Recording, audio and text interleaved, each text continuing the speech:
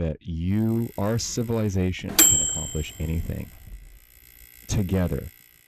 China, Russia, Ukraine, France, Germany, every single Iran, country, North Korea, even them, they can come along for the journey. And as long as we are under the understanding of love, of the respect of the nuclear fusion events, which is Mother Nature's processes, we can pass the test. And I'm going to say this, which is going to be a little weird, but I'm just going to say it because we're on this topic, is that we have one giant test to accomplish here on Mother Earth, one, which is all the different cultures, all the different races, all the different peoples.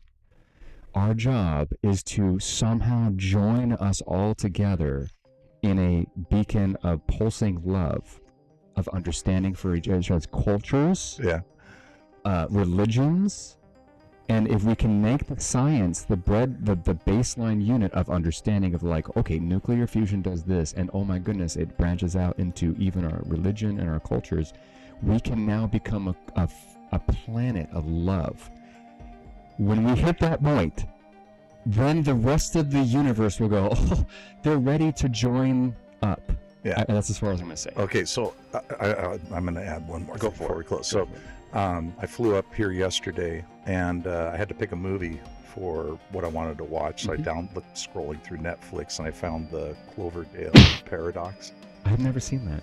Might want to check that out because it's a single source of power for all cultures, and it's like a space station with a big particle accelerator that they're trying to test fire, and it takes like 2 years. Out of here. And it's made in 2018, so it's fairly modern.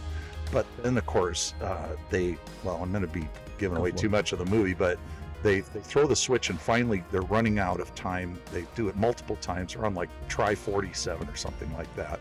And it clicks and it works, and they get this over unity that they were looking for, and they report it, and all of a sudden, bam! They're off into some other place that all of a sudden the Earth is gone. Oh my God! And so, and if I give too much away, it's kind of it's an okay movie. Well, and here's where science fiction actually kind of gets super close to real life. Yeah, but I wanted to make the point that the world was waiting for this. That the energy had become such an issue on Earth that the movie was centering on.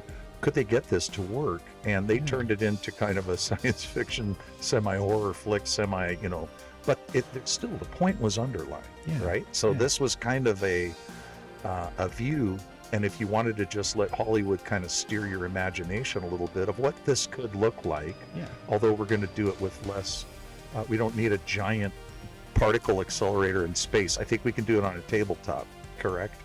Well, and that's...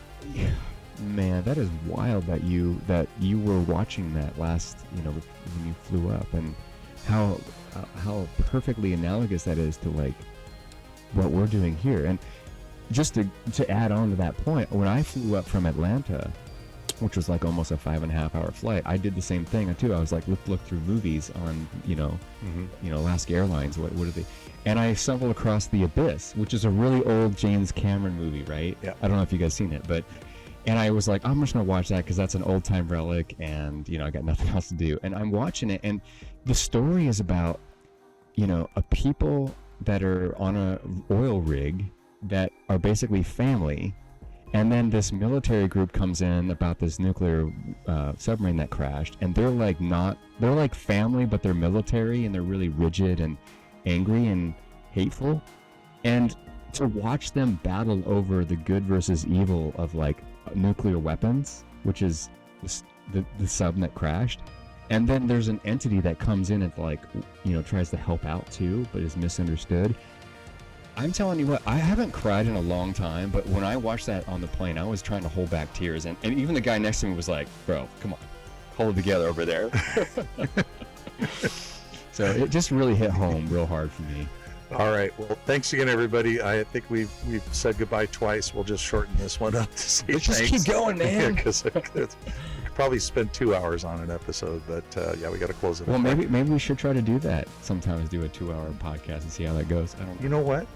Let's get a panel and bring in Jason, Mandor, Brighton, or all of them, and we can all just sit in here and That thing would go 2 hours It would. pretty easy. As long as we had a buzzer in the middle for like the Price is Right or No, something. I think the more important thing is as long as we had enough glasses. Yeah, that's true. All right. Thanks again, everybody. Have a good rest of your week. And we're going to keep in touch. And We'll see you guys in thanks for season watching. 3. Thanks for coming along. Take care. Take care. Bye.